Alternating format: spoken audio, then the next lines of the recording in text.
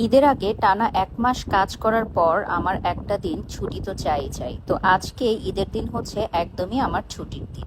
তো আজকে ঈদের দিন কি কি করলাম এবং আমাদের কোরবানির কি কি প্রিপারেশন চলতেছে এখন সবই দেখাবো আজকের ভিডিও ব্লগে।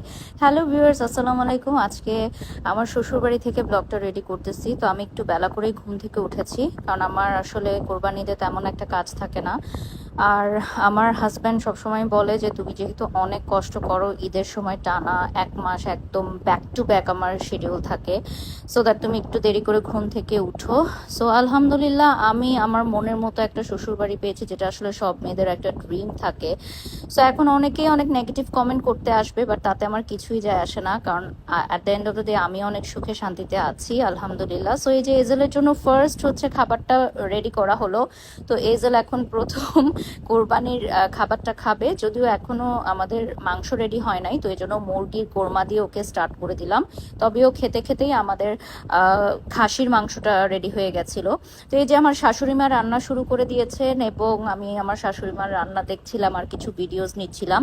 তো এবারের যেহেতু গরু, খাসি এবং ভেড়া 3 ধরনের পশু কোরবানি করা হয়েছে আলহামদুলিল্লাহ, সো আমাদের রান্নার প্রিপারেশনসও অনেক ছিল।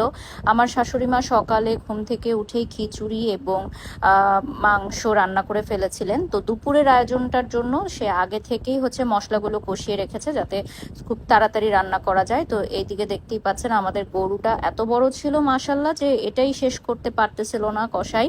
তো আরো কয়েকটা কসাই ডেকে আনা হয়েছে, কারণ ছাগল আর ভেড়াটাও বাকি ছিল। তো ফাইনালি আমাদের হচ্ছে এখন প্যাকিং চলতেছে। আমাদের আসলে প্রচুর ভাগ করতে হয়, যেহেতু আমাদের অনেক স্টাফ আছে, আমাদের অনেক পরিচিত জনরা আছে, আমাদের আত্মীয় স্বজনরা আছে। তো আমাদের এজন্য অনেক প্যাকেটস দেয়া হয় এবং ঢাকার বিভিন্ন প্রান্তে আমাদের প্যাকেটসগুলো চলে যায়, যেটা আসলে কোরবানির নিয়ম। আর একটা অংশ তো আমরা দিয়েই দিই। আর এখানে অলরেডি আমাদের রান্নাটা হয়ে যাচ্ছে। এটা হচ্ছে গরুর মাংস, দেখতেই পাচ্ছেন কালারটা খুব সুন্দর আসছে। আর এটা হচ্ছে ভেড়ার মাংসটা রেডি হয়ে গেছে।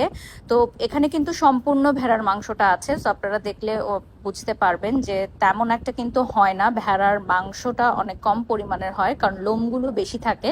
তো যাই হোক, এই যে আমার ভাসুরের মেয়ে, ও খুব সুন্দর করে মেহেদি দিয়েছে, তো ওর একটা ক্লিপস নিয়ে নিলাম। বাচ্চাদেরই আসলে ঈদের সময় ওরা রেডি হয়ে গেছে। তো এই যে খাসির মাংসটা হয়ে গেছে, এখন আমি দুপুরের লাঞ্চটা করব।